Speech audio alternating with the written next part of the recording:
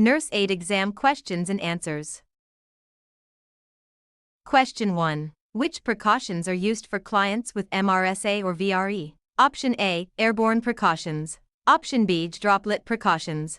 Option C, contact precautions. Option D, standard precautions only. The correct answer is option C, contact precautions. MRSA and VRE are spread by direct or indirect contact. Contact precautions require a gown and gloves for all client interactions. Airborne precautions are for TB and measles. Droplet precautions are for influenza and meningitis. Question 2. What does it mean when a client is placed on droplet precautions? Option A. The client must be in a negative pressure room. Option B. The nurse aide must wear an N95 respirator. Option C. The nurse aide must wear a surgical mask within 3 feet of the client. Option D. The client cannot leave the room. The correct answer is option C. The nurse aide must wear a surgical mask within 3 feet of the client. Droplet precautions are used for infections spread by respiratory droplets. These droplets travel up to 3 feet, so a mask is required within that distance. Negative pressure and N95 are for airborne precautions. Question 3. An adult client with a respiratory rate of 8 breaths per minute is experiencing Option A, tachypnea. Option B, bradypnea. Option C, normal breathing. Option D, hyperventilation. The correct answer is option B, bradypnea. Bradypnea is an abnormally slow respiratory rate below 12 breaths per minute in adults. 8 breaths per minute is significantly below normal. This may indicate respiratory depression, sedation, or neurological impairment and requires reporting.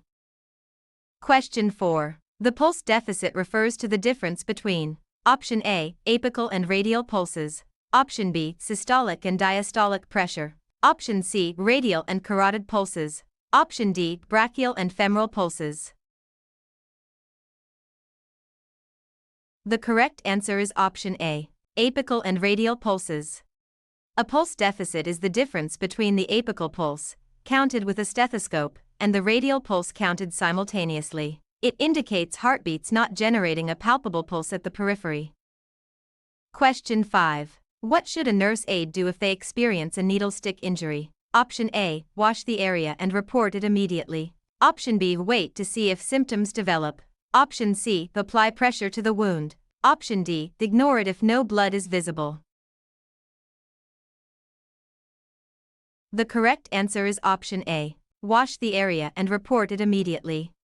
Immediate washing reduces bloodborne pathogen transmission risk. Prompt reporting allows post-exposure prophylaxis if indicated. Ignoring any exposure is never acceptable and violates OSHA standards. Question 6. What is the correct procedure for taking an oral temperature? Option A, place thermometer under the tongue, close mouth. Option B, place thermometer under the tongue, breathe through mouth. Option C, place thermometer between the teeth. Option D, place thermometer on the tongue. The correct answer is option A, place thermometer under the tongue, close mouth. The thermometer must be placed in the sublingual pocket with the mouth closed. Breathing through the mouth or placing on the tongue leads to inaccurate readings. Placement between teeth risks breaking the thermometer. Question 7. Which is a violation of HIPAA? Option A, discussing client care with the client's family who is present. Option B, discussing client information in the elevator with another aide. Option C, documenting care in the client's chart. Option D, reporting client information to the nurse. The correct answer is option B, discussing client information in the elevator with another aide. Discussing client information in public areas, elevators, cafeterias, hallways, violates HIPAA because conversations can be overheard. Discussing with family present, documenting, and reporting to the nurse are HIPAA compliant. Question 8. A client expresses fear about an upcoming procedure. The nurse aide should: Option A, tell the client not to worry. Option B, acknowledge the fear and offer support. Option C, change the subject. Option D, tell the client the procedure is minor. The correct answer is option B. Acknowledge the fear and offer support. Acknowledging and validating the client's fear provides emotional support. Dismissing or minimizing the fear, A.D., is not therapeutic. Changing the subject, C, avoids the client's concern. Question 9. Restorative care focuses on option A, curing the disease, option B, maintaining and improving function, option C, providing end-of-life care, option D, replacing the client's abilities. The correct answer is option B, maintaining and improving function. Restorative care aims to maintain and improve the client's functional abilities, promoting independence and quality of life. It is not focused on curing disease or replacing abilities. Question 10. The nurse aide should speak to a client who is hearing impaired by option A, speaking very loudly, option B, speaking slowly and clearly while facing the client, option C, writing everything down, option D, asking a family member to translate. The correct answer is option B, speaking slowly and clearly while facing the client.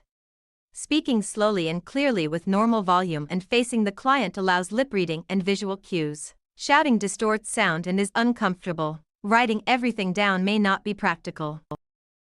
Question 11. The compression to ventilation ratio for adult CPR, single rescuer, is option A, 15:2, option B, 30:2, option C, 5:1, option D, 10:1. The correct answer is option B, 30:2. For adult CPR by a single rescuer, the ratio is 30 compressions to 2 breaths. This is the American Heart Association standard for effective CPR with minimal interruption. Question 12. Which position is best for taking a rectal temperature? Option A, Fowler's position. Option B, dorsal recumbent. Option C, Sims position. Option D, supine position. The correct answer is option C, Sims position. Sims position, lying on left side with right knee flexed, provides the best access to the rectum and is most comfortable for the client during a rectal temperature. Fowler's is a semi-sitting position. Dorsal recumbent is used for pelvic exams. Supine is flat on the back. Question 13. When a client is being discharged, the nurse aide should option A, assist with packing and ensure the client has their belongings. Option B, tell the client to call if they need help. Option C, let the client pack alone. Option D, rush the client to leave. The correct answer is option A, assist with packing and ensure the client has their belongings. The nurse aide helps ensure the client has all their belongings and assists with packing as needed, promoting a smooth, dignified discharge. Rushing is disrespectful. Question 14. A client complains of chest pain. The nurse aide should option A, give the client an aspirin. Option B, have the client lie down and call the nurse. Option C, walk the client to the nurse's station. Option D, wait to see if it resolves. The correct answer is option B, have the client lie down and call the nurse. Chest pain requires immediate medical evaluation. Have the client lie down and call the nurse immediately. CNAs do not administer aspirin. Walking may worsen the condition. Waiting could be dangerous. Question 15. To prevent skin breakdown, the nurse aide should option A, keep the skin clean and dry. Option B, keep the skin moist with lotion. Option C, rub bony prominences vigorously. Option D, use only powder on the skin. The correct answer is option A, keep the skin clean and dry.